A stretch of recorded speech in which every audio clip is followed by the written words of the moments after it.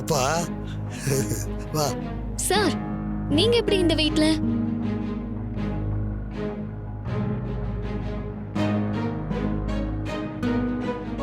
என்ன சார் இங்க இருக்கீங்க? நாங்க வரோம்னு தெரிஞ்சு இங்க வந்தீங்களா? என்னம்மா இப்படி கேட்கிற? அவன் என் பேரன்.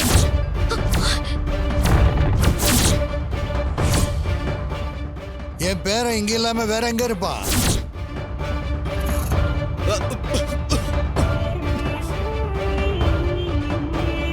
பேரனா? என்ன தாத்தா சொல்றீங்க? அது ஒன்றும் இல்லடா கண்ணு. சின்ன வயசுலேருந்தே அந்த பிள்ளைய ஐயா தான் படிக்க வச்சு ஆளாக்குனாரு.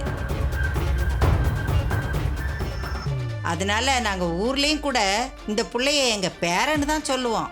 எல்லாரும் அப்படிதான் நினச்சிக்கிட்டு இருக்காங்க.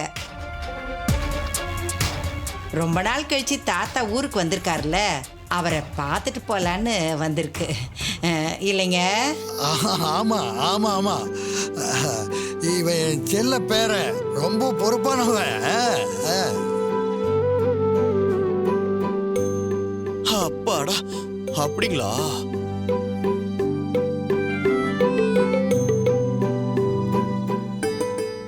அது எப்படி ரேவதி? நீ எங்க போனாலும் உன்னோட எம்டி அங்க வந்துடுறாரு. இது என்ன மாதிரி கனெக்ஷன் தெரியலையே.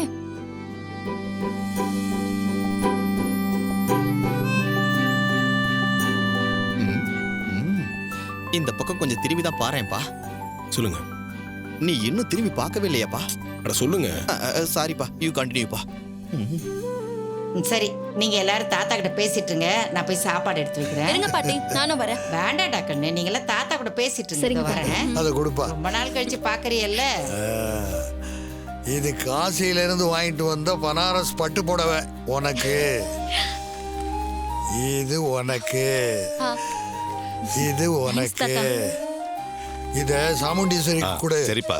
இது கோயில் பிரசாதம், வீட்டுக்கு கொண்டு போ. கொடுங்க.